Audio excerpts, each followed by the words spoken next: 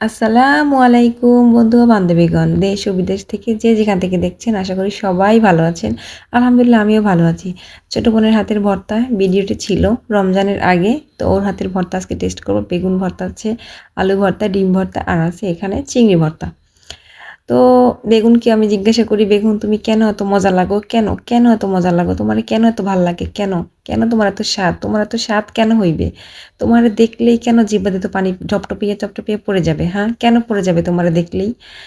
তোমার স্বাদ কেন এত অতুলনীয়? আমি দেখছেন, আমি তো আর উড়াইতেও পারতেছি না। অতুলনীয় স্বাদ, এক্সের মজা আর মজা। কেন এত মজা লাগো তুমি? হ্যাঁ, আমি একটু একটু করে ভর্তা নিতেছিলাম। বেগুন ভর্তাটা নিছি, তারপরে এই যে নিতেছি এখন আবার ডিম ভর্তা। ডিম ভর্তা কি পছন্দ করেন? আমার কাছে মোটামুটি ভালোই লাগে। তো তারপর নিলাম চিংড়ি ভর্তা। এখানে সবচেয়ে বেশি মজা হয়েছে চিংড়ি ভর্তাটা।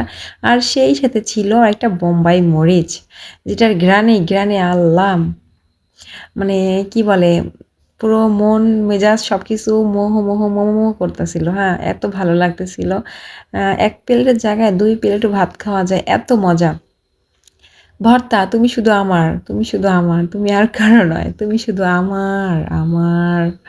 এটা হইছে আমার প্লেট, যেটা আমি একদম মজা করে এখন খাবো। আর আপনাদের কার কেমন লাগে ভর্তা আমি জানি না। তবে অবশ্যই কমেন্ট বক্সে জানাবেন, হ্যাঁ? আর এই হলো আমার সেই বান্দরী বোনটা, যে কিনা ভর্তা করেছিল। ওর হাতের ভর্তা আসলে খুব মজার। আর আমার বোন, ছেলে ওরা সবাই গেছিল মেলাতে। আমাদের বাড়ির পাশেই ছোট্ট একটা মেলা হয়। তো সেখানে ওরা গিয়ে মজার বিভিন্ন ধরনের খাবার নিয়ে আসে। তো আমার ছেলেটা, এটা কি বলে আমি জানি না, আলু ফ্রাই হোক যাই হোক, তো এটা খেতে অনেক চেষ্টা করতেছিল। তারপরে এখানে নিয়ে এসেছিল মজার ঝালমুড়ি, চানাচুর বানানো। তারপরে আরও আছে কয়েকটা আইটেম। আমি তো দেখাইতেছি আপনাদেরকে। মানে এত মজার খাবার নিয়ে এসছে। আর হঠাৎ করে খাওয়া এক ধরনের খাবার আসলে অনেক মজার হয়।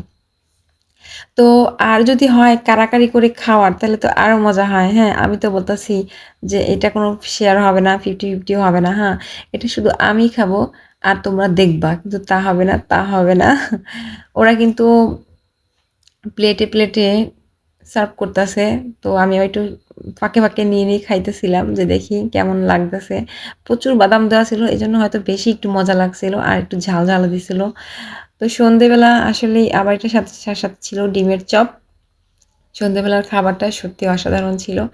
এরকম যদি আমি বাসায় বসে থাকবো আর শুধু আইটেম আনবে আর আমি খাবো, কত মজা, তাই না? তারপর আরো টিভিতে ছাড়া ছিল হরর একটা মুভি। আমার কাছে অনেক ভাল লাগে মুভি, আর হচ্ছে গিয়া তার সাথে কিছু খানাপিনা করা। আরাম-আয়েশ করতে সবারই ভাল লাগে, তাই না? আরাম-আয়েশ, আসলে আমরা খুবই অলস মানুষ আর আমাদের আরাম-আয়েশ করতে অনেক ভাল লাগে। আমরা আসলেই অলস মানুষ। খেতে একদম সবকিছু ফুরিয়ে গেছে। তারপর সাথে পেয়ে গেলাম, এটা ছিল চিংড়ির একটা চপ, চিংড়ি চপ। তো চিংড়ি চপটাও খেয়ে দেখলাম। আসলেই অসাধারণ ছিল। মানুষের হাতে আসলে জাদু, তাই না? আল্লাহর কত রহমত। মানুষের হাতে এত মজার যে খাবার তৈরি হয়, এটা আসলে বুঝিয়ে বা ভাষায় বা চিন্তা করলে আসলে পারা যায় না, বুঝছো? তো একদম দেখছেন, একদম কাছাইয়া টুকাইয়া সব খাওয়া-দাওয়া কমপ্লিট হয়ে যেতেছে। এদিকে আমিও শেষ করে ফেলতেছি সবকিছু। খাইয়ে লইয়া বলতেছি, আজকে কিন্তু তোরা এগুলা ধুইবি আর আমি একটু রেস্ট করব, হ্যাঁ?" তারপরে ছিল পেয়ারা। চলে আসলো পেয়ারার সময়। এখন একটু পেয়ারা খাবো ওদের সাথে। পেয়ারা মাখানোটা অনেক মজা ছিল। মানে কি বলবো, খাবারের স্বাদ এত মজা কেন রে ভাই? এত মজা কেন? তারপরে চলে আসলো চটপটি। চটপটি আমার ভীষণ মজা লাগে। প্রত্যেকটা আপু চটপটি অনেক পছন্দ করে। তো চটপটিটাও একটু ভিডিও করে নিলাম। কেমন হইছে গো? জানাইও, হ্যাঁ।